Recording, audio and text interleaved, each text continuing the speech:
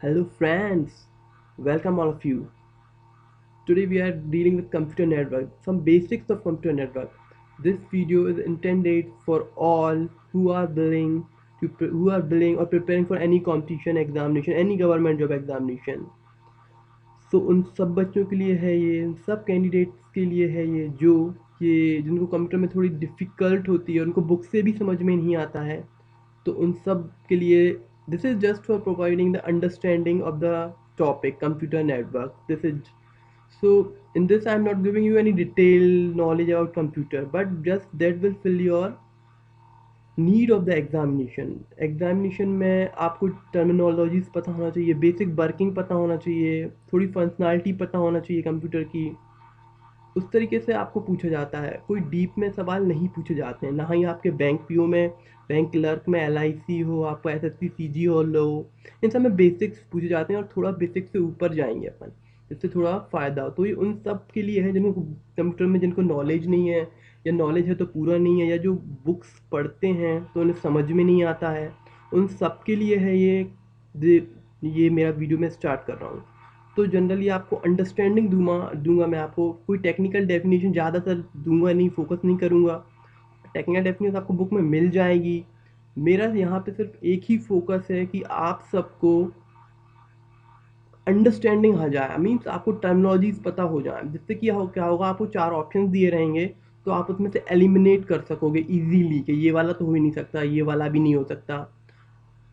मैं सिर्फ इस पे फोकस कर रहा हूँ कि आपकी एक बार अंडरस्टैंडिंग बन जाए। अगर एक बार आपकी अंडरस्टैंडिंग बन गई ना, तो फिर तो आप कंप्यूटर में से जितने भी जो भी क्वेश्चंस आते हैं, सपोज बैंक्स वगैरह में 20 क्वेश्चंस आते हैं, तो वो आप बिल्कुल इजीली कर लेंगे, बिल्कुल कोई टफ क्वेश्चंस नहीं आते हैं अगर आपको अंडरस्टैंडिंग है। जैसे कि मैथ की अगर मैं अब बात करूँ, 2+2 4 होते हैं, सबको पता है, बट आपको अंडरस्टैंडिंग है 2+2 4 हो, 2+2 4 आपने रटा नहीं है, ठीक है, ना ही आपको कोई, आपको पता है कैसे 2+2 4 होते हैं। Just my focus to provide the understanding of the subject. I will give you not, it's not like that I will definitely not give you technical definition, but it's not needed, we just need understanding। हमें कोई लिखने के लिए यहाँ subjective paper नहीं हो रहा है कि भाई हमें तो लिखना है तो हमें technical definition word to word पता हो तो अच्छे नंबर मिल जाए, 5 में से 4 मिल जाएंगे, नहीं तो फिर 3 ही मिलेंगे, ठीक है, ऐसा कुछ तो है नहीं है। इसलिए अपना वो सीधा सा फोकस है कि अपन को अंडरस्टैंडिंग आ जाए कंप्यूटर नेटवर्किंग में या फिर कंप्यूटर में। तो अभी मैंने जो टॉपिक स्टार्ट किया है वो कंप्यूटर नेटवर्क है। और तो let's begin. So let's, computer network पढ़ने से पहले पहले हम देख लेना चाहिए कि व्हाट इज़ कंप्यूटर नेटवर्क में नेटवर्क क्या है। So guys, network is just a collection of interconnected node. तो किसी भी चीज़ को ज़्यादा उससे नहीं देखना है, अपन को डीप में नहीं जाना है, हमें बस एक बार पता करना है, बात खत्म कि कैसा क्या है, ठीक है।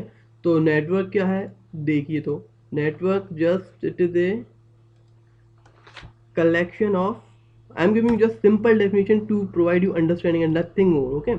So collection of interconnected node, याद करके जाया नहीं जाता कंप्यूटर को, ना ही आप इतना पढ़ सकते हैं, ना ही आपको पढ़ना चाहिए, इसलिए जस्ट देखते रहिए कि क्या है, समझ में आ जाए। अब कलेक्शन ऑफ इंटरकनेक्टेड नोड्स, अब नोट्स क्या है, तो नोट्स को आप बस इतना तो समझ लीजिए, ज़्यादा उसकी ज़रूरत नहीं है डीप में जाने की। नोट्स को आप बस इतना समझिए कि भाई नोट्स में क्या है कि इट जस्ट ए, आप बस ऐसे समझ लीजिए नोट्स को, इट्स ए कंप्यूटर, नोट एक कंप्यूटर है, कंप्यूटर को अपन नोट्स बोल सकते हैं, ओके।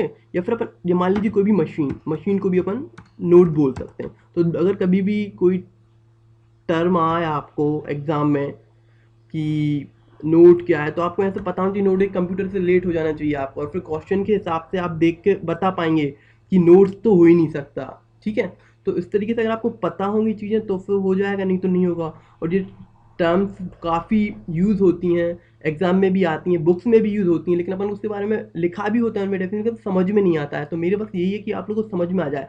नेटवर्क का बस कलेक्शन ऑफ इंटरकनेक्टेड नोट्स, अब इसमें नोट्स आ गया, तो नोट्स का एकदम से आपको ध्यान में आ जाना भी, कंप्यूटर और मशीन ये है, मशीन ऐसा नहीं कंप्यूटर ही है। मैं सिर्फ आपको बेसिक्स बता रहा हूँ, ज़्यादा डीप में नहीं जा रहा हूँ, ना ही ज़रूरत है ज़्यादा डीप में जाने की, ओके। तो कंप्यूटर नेटवर्क को कोई भी कैसी भी अपन अंडरस्टैंडिंग करेंगे, उससे पहले अपन को ज़रूरत पड़ेगी कि उसका ब्लॉक डायग्राम अपन देख लें, ठीक है। तो ब्लॉक डायग्राम देख के अपन को पता पड़ेगा कंप्यूटर नेटवर्क कैसा क्या है। तो अपन कंप्यूटर नेटवर्क कुछ भी पढ़ेंगे तो उसका बेसिक्स हमें पता होना चाहिए। अगर बेसिक्स हमें पता है तो आपको उस चीज़ के बारे में पर्याप्त नॉलेज नहीं भी है उस टॉपिक के बारे में। अगर आपको बेसिक नॉलेज तो हो सकता है आप एलिमिनेट करके चीज़ों को लगा पाएँ, सही से टिक कर पाएँ। आपको नॉलेज नहीं है फिर भी, बिलीव नहीं, ऐसा हो जाता है। ठीक है, तो ब्लॉक डायग्राम देख लेते हैं अपन। Block block diagram, okay. So let us have a look at block diagram. तो देखिए ब्लॉक डायग्राम में आपको मैं बता रहा हूँ क्या क्या चीज़ें होती हैं, बहुत ही ज़रूरी है आपको ब्लॉक डायग्राम। देखिए इसमें पहले एक सेंडर होता है, ठीक है, सेंडर होता है, इसमें रिसीवर होता है, इसमें this is your sender, this is your receiver, and another thing it is like another thing is communication medium। सबके बारे में बताऊंगा, don't worry about this another thing is communication medium, okay। So this is communication medium। communication medium means जिस पे communication हो रहा है। I will give you understanding about, I will not give you technical definition, बस just understanding, okay. You will get it, don't worry। And another thing is, first is our sender, second is our receiver, and third is our communication medium।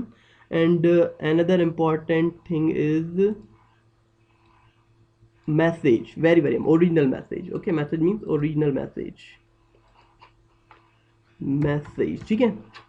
another thing which is used in computer network in block diagram we have to need to know is protocol। protocol is also very important।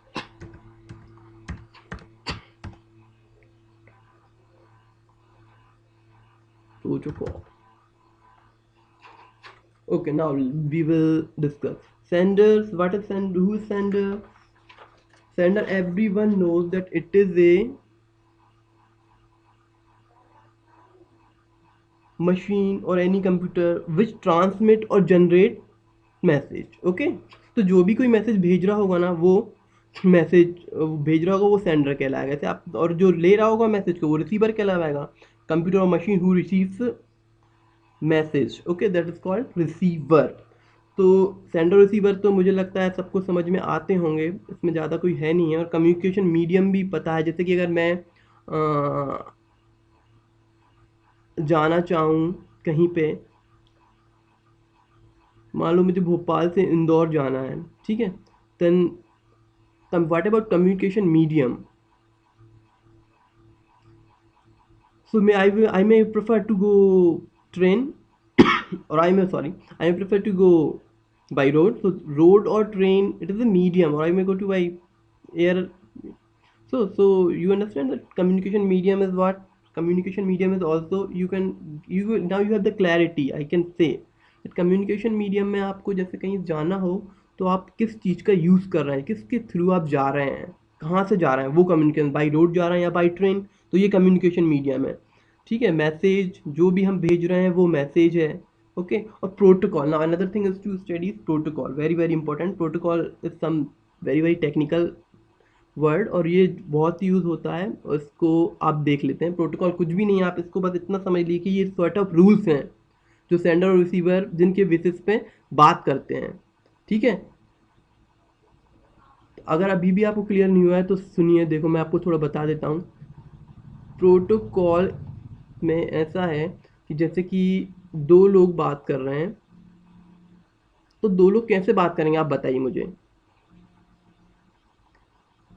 एक English में बात कर रहा है और एक Chinese में बात कर रहा है, पहले वाले को इंग्लिश नहीं आती और दूसरे वाले को चाइनीज़ नहीं आती, तो वो दोनों कर सकते हैं क्या? नहीं, क्योंकि रूल्स अलग अलग हैं। इंग्लिश और हिंदी दोनों के रूल्स अलग अलग हैं, ठीक है। इंग्लिश अलग रूल्स से फॉलो होती है और हिंदी अलग रूल्स से फॉलो होती है, इसलिए ये दोनों बात नहीं कर सकते, ठीक है। अब अगर हिंदी की बात कर ली जाए, सेंडर को भी हिंदी आती है और रिसीवर को भी हिंदी आती है, ठीक है। जब ऐसा है तो फिर दोनों बात कर सकते हैं, तो इन दोनों के बीच में प्रोटोकॉल क्या होगा? इंग्लिश तो होगा नहीं, चाइनीज़ भी नहीं होगा, तो फिर क्या होगा? हिंदी। तो इन दोनों के बीच में प्रोटोकॉल वो हिंदी कहलाएगा। इसलिए सेंडर और रिसीवर का जो प्रोटोकॉल है ना, वो हिंदी में, हिंदी एक लैंग्वेज है, ऐसा आपको किसी बुक में नहीं मिलेगा, बिलीव मी। ये सब मैं आपको बता रहा हूँ ताकि आपको चीज़ें समझ में आ जाए। आपको बिल्कुल भी कुछ भी मगअप करके नहीं जाना है, आपको बस सिर्फ अंडरस्टैंडिंग होना चाहिए चीज़ों की, ठीक है। तो प्रोटोकॉल जैसा मैं आपको इसलिए बताऊँ ताकि आपको अंडरस्टैंडिंग बैठ जाए कि भाई होता क्या है आखिर प्रोटोकॉल। मीन्स आपको डेफिनेशन तो लिखना नहीं है कि मैं यहाँ डेफिनेशन लिखा था फिर आपको, ठीक है। आप जस्ट इतना ध्यान रखो कि अब मैंने आपको एग्जाम्पल इसीलिए दिया है, वो एग्जाम्पल आपको किसी बुक में नहीं मिलेगा, कहीं नहीं मिलेगा, ताकि आपको थोड़ा समझ में आ जाए प्रोटोकॉल कहाँ है, क्या चीज़ है प्रोटोकॉल। अब ये सब जो प्रोटोकॉल, कम्युनिकेशन मीडियम, नोट्स, ये सब एग्जाम में आते हैं तो आपको इजीली पता हो जाएगा प्रोटोकॉल क्या है। Protocol is set of rules, ठीक है, that governs the messages, that govern the communication, ठीक है, दैट गवर्न्स द कम्युनिकेशन। तो ऐसी टेक्निकल डेफिनेशन की जरूरत नहीं है अपन को बस पता होना चाहिए प्रोटोकॉल क्या है। प्रोटोकॉल रूल्स होते हैं जिनके थ्रू, तो set of rules that governs the data transmission between sender and receiver, get it? So protocol I think also clear to you। अगर फिर भी क्लियर ना हुआ हो तो मुझे नीचे कमेंट कर सकते हैं आप लोग, आपके फीडबैक्स आर मोस्ट वेलकम, ठीक है। तो प्रोटोकॉल्स आई थिंक आपको समझ में आ गया होगा। चलिए अब कुछ टर्म्स और देख लेते हैं हम, जो कि कंप्यूटर नेटवर्क में यूज़ होती हैं, बहुत यूज़ होती हैं और ऑप्शंस में भी कई बार मिलती हैं। तो अपन अगर अपन को थोड़ा उनमें थोड़ा बहुत नॉलेज होगा तो अपन उसमें कुछ एलिमिनेट कर सकते हैं, ठीक है। तो कुछ टर्म्स हम और देख लेते हैं, okay. So I will discuss first you reliability. How reliability is related in computer networks. What is reliability? Okay, so reliability means how much reliable you are. For example, आपने कोई मोबाइल लिया, ठीक है, और वो 2 दिन ही चला, तो क्या वो रिलायबल कहलाएगा? नहीं, वो रिलायबल नहीं कहलाएगा। रिलायबल क्या कहलाएगा? आपने कोई मोबाइल लिया और वो 2-3 कम से कम, तो कंपनी सिर्फ तो गारंटी देती है कि भाई 1 साल की गारंटी है, तो इसलिए फिर अपन उसके बेसिस पे अपन उस मोबाइल को खरीदते हैं कि हाँ ये रिलायबल है, कम से कम 1 साल तो चलेगा, इसलिए ये रिलायबल है, ठीक है। तो ये समझ में आ गया ना रिलायबिलिटी क्या होती है। अब इसकी टेक्निकल डेफिनेशन अगर आपको चाहिए है तो आई विल से यू से, तो कंप्यूटर नेटवर्क की अब बात करें, ठीक है। अभी तक हमने जो बताया था आपको अंडरस्टैंडिंग के लिए बताया था कि भाई रिलायबिलिटी होती क्या है। आपको डेफिनेशन पढ़ लेंगे, आपको समझ में नहीं आएगा तो उसका कोई यूज़ नहीं होगा डेफिनेशन को पढ़ने का, इसलिए मैंने आपको एक रिलायबिलिटी का अंडरस्टैंडिंग बताई थी कि रिलायबिलिटी होती क्या है। अब कंप्यूटर नेटवर्क में क्या है रिलायबिलिटी? कंप्यूटर नेटवर्क में भाई हमारे पास एक सेंडर है, एक रिसीवर है और वो मैसेज भेज रहा है, तो मैसेज कब कहलाएगा भाई रिलायबल? वो मैसेज रिलायबिलिटी उस मैसेज की जब कहलाएगी जब वो सक्सेसफुली रिसीवर तक पहुंच जाएगा। सपोज आपने चिट्ठी भेजी किसी को और वो नहीं पहुंच पाया, बीच में किसी ने स्टोल हो गया आपका मैसेज, तो वो रिलायबिलिटी नहीं कहलाएगी इतनी। तो रिलायबिलिटी आई थिंक आपको समझ में आ गया होगा। और क्या है? Guaranteed or successful data transmission is called reliability. Now another term we will study is scalability. Okay, scalability. So what is scalability? Scalability means extending the size of network. किसी भी चीज़ को बढ़ा सकें अपन ना, तो वो स्केलेबिलिटी कहलाती है। फॉर एग्जांपल, अभी हमारा जो सेंडर है वो रिसीवर एक ही है, एक ही को भेज पा रहा है मैसेज। अगर वो हमारे नेटवर्क, कंप्यूटर नेटवर्क के पॉइंट ऑफ व्यू से बताऊं, तो जैसे कि हमारे पास कोई वाईफाई राउटर है, उससे सिर्फ 2 ही मैसेज अभी कनेक्टेड हैं। सपोज कल हमारे पास एक कोई फ्रेंड आ गया हमारा, अब उसके पास भी मोबाइल है, उसे भी कनेक्शन चाहिए, तो वो राउटर के पास स्केलेबिलिटी होना चाहिए। मीन्स ऐसा नहीं कि अब 2 है तो 2 ही कनेक्ट हो पाएंगे। अगर कोई आ गया दूसरा हमारा फ्रेंड, तो वो भी उससे कनेक्शन ले पाए, तो वो कहलाता है स्केलेबिलिटी। तो अपने फिर 3 हो जाएंगे। स्केलेबिलिटी मीन्स बढ़ गई, राउटर की कनेक्टिविटी बढ़ गई। राउटर मतलब होता है कोई भी अपना वाईफाई डिवाइस, ठीक है, तो वो स्केलेबिलिटी हो जाएगी। अब थोड़ी 1-2 चीज़ें और बता देता हूँ मैं आज के लिए। Reliability I think it is clear, scalability I think it is clear. Now you listen another thing that is means these what is the thing, this is the application of computer network। जो जे भी अभी जो बताई जा रही है ना, ये सब है एप्लीकेशन ऑफ कंप्यूटर नेटवर्क। हम कंप्यूटर नेटवर्क बनाते ही इसलिए हैं, काहे के लिए? क्योंकि वो अच्छे से रिलायबल से हमारा डेटा चला जाए, या फिर उसकी स्केलेबिलिटी हो। मतलब हम ऐसा कंप्यूटर नेटवर्क प्रेफर करना चाहते हैं कि जिसकी स्केलेबिलिटी ज़्यादा हो। ऐसा नहीं, हमें पसंद नहीं आएगा कि हमारे पास 2 ही डिवाइस कनेक्टेड हैं तो 2 ही, 3 ना हो पाए, 3 है तो 4 ना हो पाए। तो इसलिए रिलायबिलिटी और स्केलेबिलिटी इंपॉर्टेंट। और क्या एप्लीकेशन होती हैं इसकी, और जो दूसरी चीज़ें हैं वो हैं, देखो, और इसकी जो है एप्लीकेशंस वो हैं जैसे कि रिसोर्स शेयरिंग,